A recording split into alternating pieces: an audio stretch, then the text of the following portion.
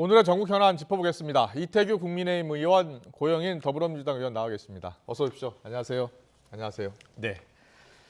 윤석열 대통령 지금 방미 나흘째인데요. 오늘 새벽에 미 의회에서 연설을 했습니다. 북한을 강하게 비난하면서 절대로 넘어선 안 될 선이 있다는 걸 분명하게 알려야 한다라고 강조했습니다. 자, 윤석열 대통령의 방미 성과를 놓고서 여야 계속 충돌하고 있습니다. 이태규 의원님은 외통위 오래 하셨죠? 네. 방미 성과 정말 얼마나 된 것 같습니까? 얼마나 몇 점 정도 주시겠습니까? 글쎄요, 굳이 점수로 표현하기보다는 네. 이제 외교라는 것이 네. 실질적으로 이제 어느 나라는 공짜는 없습니다. 예. 주는 게 있으면 받는 것이 있고 예. 받는 것이 있으면 줘야 되는 부분이 있고 저는 이제 그런 부분에서 일단 한반도 대한민국처럼 가장 큰 문제가 결국 이제 북핵 위협으로부터 벗어나는 부분인데 네. 그 핵 억지력을 확보하는 데서 네. 아주 획기적인 저는 진전을 가져왔다. 이런 부분에서 정말 높은 평점을 줄 수밖에 없다. 이런 생각이 들고요. 예. 그리고 이제 그 대통령의 지금 이제 미국 의회 연설이 지금 화제가 되고 있는데 네. 지금 지난 10년 전에 박근혜 대통령이 아마 의회에서 연설을 했을 겁니다. 그렇습니다. 그 이후에 이제 처음인데 예. 이게 미국 의회가 외국 원수가 한 연설에 대해서 상하 양원원이 모두 기립해서 네. 기립박수를 보낸 전례가 처음 있는 거랍니다. 그렇습니까? 예. 예. 박수를 보냈지만 예. 모든 상하 의원들이 일어나서 기립박수를 보낸 것은 예. 처음이라고 누가 저한테 귀뜸을 해줬는데 네. 실제로 그만큼 이제 윤석열 대통령의 어떤 그 미국 의회에 드는 그 메시지가 네. 저는 그 의원들의 가슴에 와닿았다고 생각이 드는 거고요. 예. 오늘 어떤 그 미국 특파원 계신 분이 예. 개인적인 SNS로 올린 걸 제가 봤는데 예.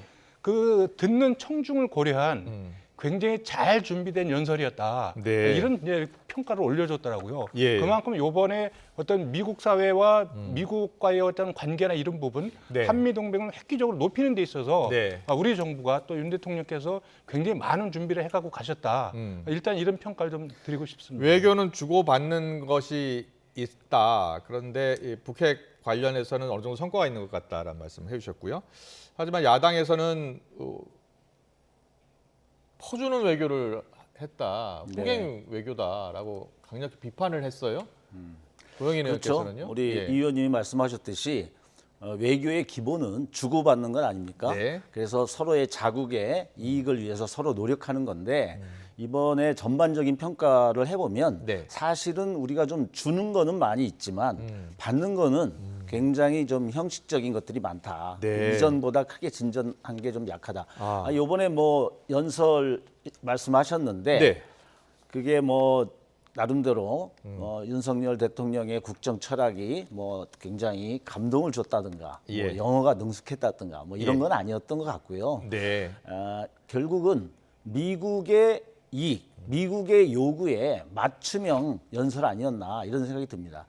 두 가지 예를 들어보면요. 한 가지는 그 연설 내용에 보면 이번에 반도체, 그다음에 배터리 네. 이런 것들을 그 직접 투자한 것을 얘기하고 있는데 네. 사실은 이거는 그 우리가 불이익을 당하지 않기 위해서 미국이 보조금 보조금을 감축한다든지 이러한 어떤 압박 요인으로 사실 우리가 어쩔 수 없이 간 측면도 있었거든요. 예. 그래서 그런 부분이라든지 또 지금 한미 동맹을 강화하면서 미국의 요구에 우리가 맞추겠다라는 걸 굉장히 적극적으로 표현했는데 오히려 그렇게 함으로써 갖는 지금 러시아나 중국에 대한 위험성을 네. 지금 더 높이고 있는 이런 예. 형국이기 때문에 우리가 이 평가는 신중하게 해야 된다 이렇게 생각합니다. 네. 네, 말씀해 보세요. 말씀드릴까요? 퍼주기 외교 얻은 게 별로 없는 것 이미 같다. 예. 미국에 대한 투자는 문재인 정부 때부터 시작이 돼서 투자가 그 연속선상에 들어가 있는 것입니다. 네. 그런데 이제 미국 정부가 내수 신장을 위해서 자국 기업에 대한 혜택을 주는 데 있어서 외국 기업을 예, 혜택을 예. 제외했기 때문에 이 문제가 발생이 되는 건데 예. 그럼에도 불구하고 지금 두 정상이 한국 기업이 갖는 어떤 부담과 불확실성을 줄이는데 예. 확고하게 노력하겠다 이렇게 합의를 봤습니다. 네. 그래요. 진전이 됐는데 네. 이것이 나토에 있어서 핵 기획 협약하고 예. 우리는 협의인데요. 이것이 비정기성을 정기성으로 좀 바꿨다라는 의미 네. 이런 것들은 있지만 예. 여전히 의사 결정에 우리가 관여한다든지 또는 그 기획을 하는 단계부터 예. 참여할 수 있는 이런 부분들이 상당히 배제돼 있습니다. 아직. 그래서 사실상 핵 공유 선언이다라고 여당 지도부는 이야기하고 있는데 또 미국에서는 그렇지 않다. 핵 공유는 아니다 이렇게 이야기하나 봐요. 아니 그렇지 않습니다. 일단 핵 협의 그룹이라는 것이 예. 양자 간에 논의를 해가지고 이 운영 부분을 공유 운영 문제를 어떻게 할 거냐를 논의하는 이제 그 그룹이기 때문에 네. 양국이 모여서 이제 협의를 하는 거고요. 또 오늘 이제 백악관의 일부 담당자가 이제 핵 공유가 아니다. 그렇게 그런데 얘기했대요. 그 워딩을 예. 좀 보면 예. 조금 그 핵 공유의 어떤 개념을 해석하는 차이가 있는 것 같습니다. 그 당국자가 이야기한 거는 전술핵의 재배치 부분을 거론했습니다. 그러니까 이 당국자는 핵 공유를 네. 실질적으로 핵 무기를 배치하는 부분을 이해할 수 있을 가능성이 있습니다. 왜냐하면 유럽에서도 지금 전술핵을 배치한 나라가 5개 나라입니다. 예, 예. 5개 국가가 있는데 그 부분을 핵 공유라고 이해하고 이야기를 한 것이 아닌가 이렇게 좀 해석할 수 있습니다. 아 그렇군요. 근데 자 이제 어떻게 보세요? 예. 그게 우리가 공유라고 하는 개념은 네. 정보, 기획, 실행 그리고 거기에 따른 핵에 대한 공유 뭐 이런 것까지도 이제 볼 수 있는데 네. 우리나라를 한반도 비핵화 원칙을 미국은 견지하고 있기 때문에 네. 핵을 당연히 공유할 수는 없다고 보고 있는 거고요. 예. 그걸 몰라서 한 얘기가 아니고 네. 여기서 말하는 공유는 나토하고는 달리 네. 이런 모든 기획이라든지 정보 이런 것들을 다 해서 예. 어떤 실행에 있어서도 결정을 같이 한다든가 이런 의미는 아니다. 그러니까 좀 제한적이다라는 걸 더 분명히 했다고 볼 수 있습니다. 알겠습니다. 이렇게 여야의 평가가 다르고요. 이번에 워싱턴 선언 내서 기구를 하나 만들었다. 그러니까 NCG죠. 그렇죠? NCG라고 해서 핵 컨설팅 그룹. 네, 그걸 만들었는데 지금 이제 처음 만들어서 정보를 공유하는 것으로 알고 있어요. 북한이 핵으로 공격했을 때 어떻게 대응해야 되는지 정보를 공유하는 그 그룹을 만들기로 합의를 했고 이것이 나토의 NPG와는 어떻게 다른지를 놓고서 여러 가지 평가가 나오고 있는데 두 분께 여야의 평가를 지금 들었고요. 한 가지씩 여쭤보고 싶은데 아쉬운 점 그리고 좀 잘한 점이 있다면 무엇이 있는지 하나씩 여쭤볼게요. 이번에 한미 정상회담. 네. 물론 이제 야당이 주장하는 대로 지금 그 인플레이션 감축법이라든지 어쨌든 반도체 과학법이나 이런 부분에서 우리 기업들이 우려하고 있는 사항들 네. 이 부분을 명시적으로 해결하지 못한 부분은 다소 아쉬운 부분이 예, 있습니다. 예. 그러나 우리가 적어도 외교 안보 한반도의 안보 문제, 대한민국의 안전 문제에 있어서 획기적인 진일보를 한 것은 네. 정말 높이 평가를 해야 된다. 예, 예. 그럼에도 불구하고 우리가 이번에 59억 달러의 어떤 투자를 유치하고 네. 50개가 넘는 MOU를 체결을 했습니다. 경제적인. 잘한 점 말고 아쉬운 점. 아쉬운 점은 제가 할 때는 우리가 예. 우리 기업들이 얘기하는 이제 그 인플레이션 감축법이나 예, 예. 이런 부분을 좀 명쾌하게 이번에 정리하지 못한 거, 이 부분은 다소 좀 아쉽다. 그런 네. 생각이 듭니다. 네. 고영인 의원께서는 뭐 퍼주기 외교이긴 합니다만 그래도 잘한 점을 하나라도 찾는다면 그래도 예. 미국과 여러 가지 관계를 우호적으로 더 발전시키기 위해서 노력을 많이 하신 것 같아요. 네, 노래 네. 연습도 좀 많이 하시고 이 노래 연습이요? 그리고 또 준비도 여러 가지 했는데 여전히 이제 그 아까 말씀드린 것처럼 주고받아야 되는데 네. 우리 그 인플레이션 감축법이라든지 또 반도체 및 과학법 이런 것들 정도를 연설해서 좀 네. 요구해야 되는 건 당연하거든요. 아, 또 설득을 해야 되는데 이런 예. 것들이 빠졌어요. 알겠습니다. 잘한 점 그리고 좀 아쉬운 점을 좀 들어보려고 했는데 별로 안 나오는 것 같아요 두 분한테는. 알겠습니다. 백악관 국빈만찬 아까 노래 연습 많이 하신 것 같다라고 했는데 윤 대통령 아메리칸 파이라는 노래를 불러서 좀 화제가 되고 있는데요. 저희가 영상으로 좀 구성해봤습니다. 듣고 오겠습니다. 한미 동맹의 든든한 후원자이고 주주이신 여러분께서 원하시면 한 소절만. 근데 이게 기억이 잘 날지 모르겠습니다. I'm gonna only. 피아노로 그냥 반주만 좀 해주시고. A long, long time ago, I can still remember how the music used to make me smile. 네, 여기까지 들을게요. 윤 대통령이 저 노래를 불렀는데 아메리칸 파이라는 노래인데 혹시 저 노래를 왜 부른 겁니까? 저 노래에 어떤 뭐 정적인 의미가 있는 겁니까? 뭡니까? 저는 이제 굉장히 좀 그 정무적 고민을 해서 선택한 노래라고 생각이 듭니다. 예. 그래서 이제 그 죽은 그 바이든 대통령의 아들이 예. 굉장히 좋아했던 노래가 저 아메리칸 파이라고 그래요. 그렇기 예. 때문에 저는 이제 그런 부분에서 외교적으로 정무적으로 예. 조금 상당히 세심한 고민이 있었다. 이런 얘기가 됐고 또 그 반응이 있어서 네. CNN 같은 경우는 직접 이제 그 돈 맥클린한테 아. 전화를 해서 한국의 대통령이 당신 노래를 불렀는데 소감이 어떠냐 네, 네. 이런 거를 물어보고 아. 또 돈 맥클린은 자기 SNS에 윤 대통령 노래 부르는 사실을 올리고 네. 이런 정도의 어떤 반응이 있었던 부분에서 예. 대통령의 어떤 그 선곡과 뭐 이 노래 부르는 것은 저는 이번 외교에 있어서 네. 굉장히 좀 아주 긍정적인 요소로 작용하고 있다 이렇게 좀 뭐 이해합니다. 보니까 피아노 반주도 치고 여러 가지 보니까 사전에 좀 조율이 있었던 것 같아요. 당연히 이제 예, 그런 프로그램이 있다는 부분에서 예. 조율이 있었겠죠. 네, 네. 전재수 의원, 민주당 전재수 의원은 연습 10시간 했고 미리 기획단 행사다 뭐 이렇게 이야기하던데 어떻게 들으셨어요? 글쎄 뭐 그 팩트는 정확히 모르겠고요. 예, 예. 뭐 나름대로 또 준비하기 위해서 네. 연습할 수도 있다고 봅니다. 예. 저는 단지 이제 예. 분위기를 좋게 하고 또 호감을 만들어내는 노력 이런 네. 거는 좋게 평가하는데 네. 그거를 통해서 좀 성과를 만들어내고 또 그 의원들에게 여러 가지 좀 우리 한국에 처해 있는 아까 얘기한 네. IRA라든지 예, 이런 것에 인플레이션 대한 감축법 말씀하시는 이런 겁니까? 것에 대한 좀 적극적인 네. 어필이 좀 더 필요하지 않았나 이런 생각이 좀 알겠습니다. 듭니다. 경제적 성과 부분에서는 좀 아쉬움이 많다라는 말씀 계속 해주고 계시는데 문재인 전 대통령이 어제 판문점선언 5주년 학술회의 축사를 서면으로 보냈는데요. 여기서 중국과 러시아와도 협력할 수 있어야 한다라고 이야기를 했습니다. 중국과 러시아와도 협력을 해야 한다. 한반도 비핵화 위해서는 자 이런 문 대통령의 메시지는 어떻게 읽으셨어요?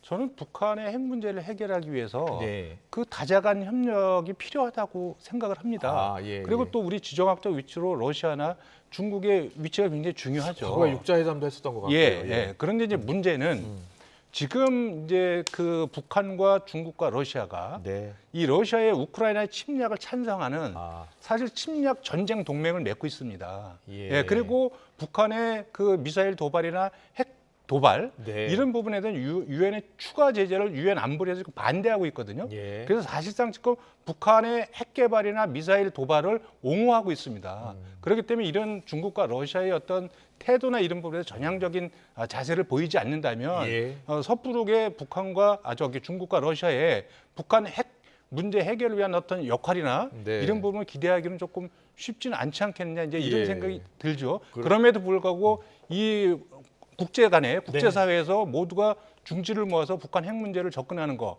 그리고 해결책을 모색하는 거, 그 자체는 전 나쁘다고 생각하지 않습니다. 네. 최근에 이제 윤석열 대통령이 각종 언론 인터뷰에서 중국과 러시아 관련 발언이 이제 중러가 크게 반발하고 있기 때문에 오히려 이 문 대통령의 메시지가 주목을 받고 있는 것 같아요. 네, 그렇습니다. 이게 이제 4월 27일 5년 전 판문점 선언에서 네, 네. 문재인 대통령은 이 한반도 비핵화와 평화의 메시지를 네. 줬고 거기에 청사진을 던졌었죠. 그런데 지금 5년이 지난 지금 상황을 봤을 때 네. 지금 실리 외교를 통해서 우리가 국익을 극대화하고 한반도의 평화를 우리가 야기시켜야 되는데 네. 문제는 지금 중국과 러시아를 너무 자극하고 있습니다. 네. 그래서 그들이 가장 싫어하고 예민해하는 대만 해협 지원 문제 또 우크라이나 무기 지원 이제 이러한 것들을 자꾸 언급하고 있는 거거든요. 우리가 이전에 참여정부 때도 보면은 우리가 이라크 파병을 할 때도 그 우리가 그 평화를 목적으로 하는 그러한 명분은 우리가 유지를 하지만 전투병을 직접 파병하는 것들은 우리가 지양을 했거든요. 네. 이런 것들은 조심을 했단 말이죠. 예. 근데 이제 이런 발언들이 너무 거침없이 전달됨으로 인해서 한미 강화도 중요하지만 한반도 평화를 위해선 러시아와 중국과의 우호적 관계가 필요함에도 불구하고 네. 이런 발언들이 한반도를 더 위험으로 빠뜨릴 수 있다는 것에 대한 우려를 표명하신 거죠. 그렇게 어지간하면 그런 메시지를 안 하고 싶었을 자극하는 거예요. 발언, 네. 중국과 러시아를 자극하는 발언은 없었으면 좋겠다. 그렇죠. 예, 그런 말씀이셨습니다. 추가로 하실 말씀 있으세요? 저는 예. 그 뭐라고 할까요? 이번에 이제 그런 부분을 감안해서 한미 정상회담에서 네.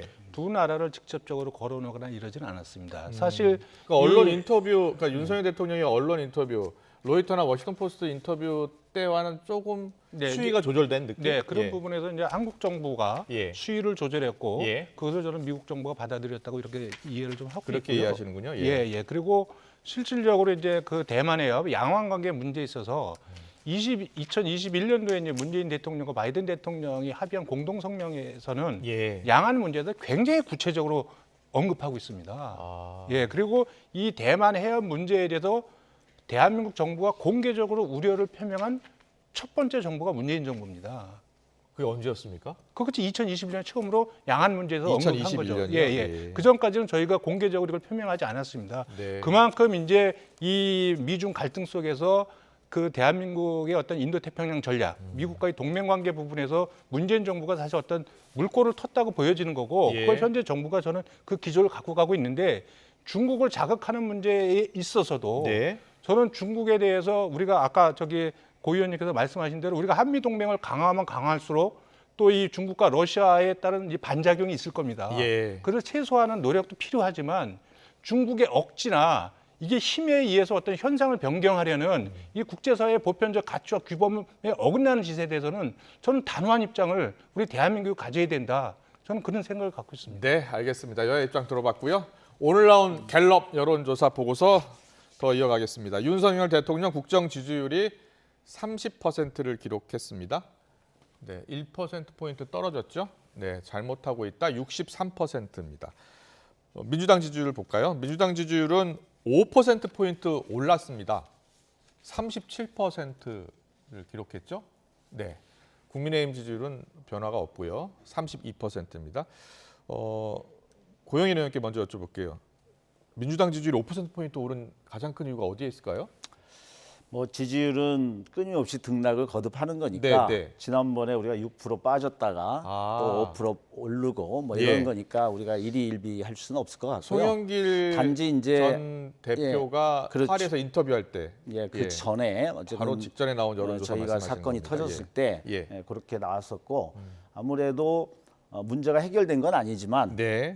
귀국을 하고 송 대표가 네. 그리고 이제 자기 책임 정치 도의적 책임을 지고 일단 문제 해결을 위해서는 탈당을 결행을 했고 네. 이제 이런 것들을 보면서 그 문제를 좀 더 우리가 좀 차분하게 아. 해결해 나갈 수 있는 이렇게 국민들의 좀 시각이 약간 있었다고 보고요. 예. 그렇지만 저희들이 그건 뭐 문제 해결이라고 보고 있지는 않습니다. 아. 지금부터 좀 더 여러 가지 새 신안도 만들어야 되고 네. 또 여러 가지 혐의를 받고 있는 부분에 대해서도 네. 우리가 스스로 찾아낼 수 있는 부분 찾아서라도 대응을 하려고 합니다. 그렇군요.